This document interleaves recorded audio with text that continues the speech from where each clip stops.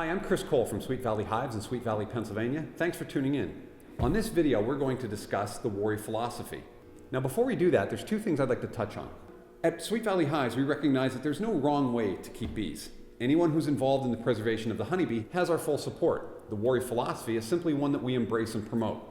Secondly, at Sweet Valley Hives, we focus on two things: preservation and pollination. When people find out that we're in the honeybee business, they often ask us about the honey we produce and where we sell it.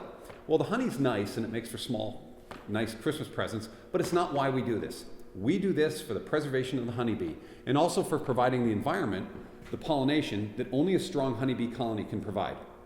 Now, the Warre philosophy, simply stated, is let the bees do the work. Warre, or Abbé Émile Warre, was a French priest who did most of his work in the early 20th century. He recognized that bees have been around for tens of millions of years. They've endured climatological and environmental changes and have survived quite well, long before man ever got involved. His goals in designing a hive were twofold. One, he wanted it to be inexpensive so that the common people could enjoy honeybee keeping, and it wasn't just limited to the wealthy or the privileged. He wanted it inexpensive, and so he called it the People's Hive. Number two, he wanted to replicate the natural environment of the honeybee.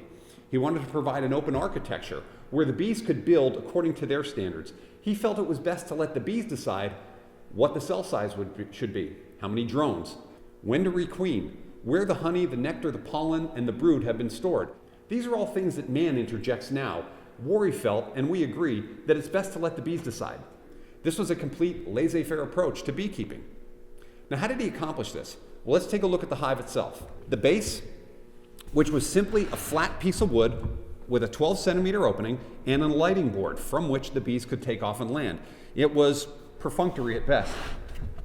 3 boxes that we'll detail here in a little bit more were stacked one on top of the other. On top of the boxes was a quilt box. Now, this quilt box is a simple frame covered by a cloth and in which was placed straw, hay, or wood chips. This would provide insulation in the winter and also allowed the moisture and the heat that was produced by the colony to rise up and condense in here to cut down on the moisture within the hive. The roof is fairly functional and, in our opinion, in a simple way, actually very attractive. But it was functional in the respect that it had the eaves that would direct the rain and the snow off to the sides and had openings on the sides and the front and back to allow the wind to pass through, adding to the overall stability of the hive. Let's take a closer look at one of the boxes.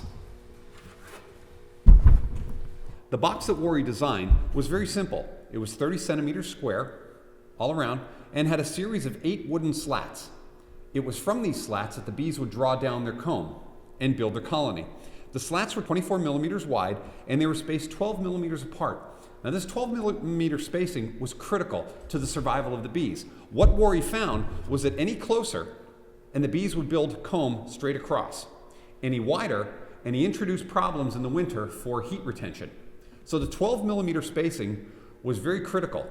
The slats would sit on what he called a rebate. It's simply a ledge that was cut into the box, and the slats were placed, the bee space was recognized, the entire construct was put together, the bees were introduced, the roof was put on, and you let it go until it comes time to harvest the honey.